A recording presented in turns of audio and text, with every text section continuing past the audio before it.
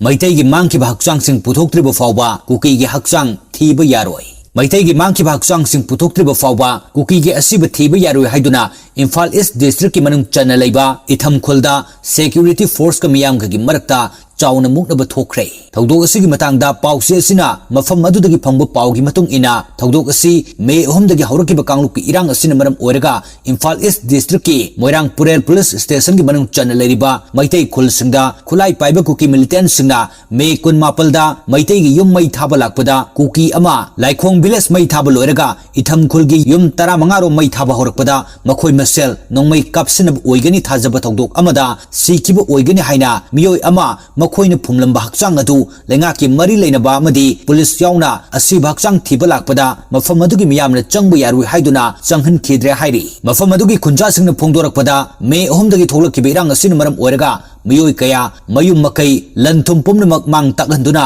miyoi kaya relief camp singda ningba kaina wana punsi lelingi marak asida ngasi itham amasung laikhong gi jagada Manipur police town mari leinaba miyoi kaya laktuna asiba Hakchang thina bahona rakba asi miyamna yaba ngamloi irang asina maram oiraga mahiroi kaya yauna miyoi kaya gi Hakchang lengak amasung mari leinaba singda puthokpinaba akan mamong da taksindun laktabasu ngasi phauba Hakchang puthokpa ngamdana leiribani Meitei singi asiba Hakchang puthoktrifaoba kukigi asiba Hakchang amata puthokna buhona bada mateng pangloi amasung kukigi asiba Hakchang thibasu yaroi haiduna phongdokhi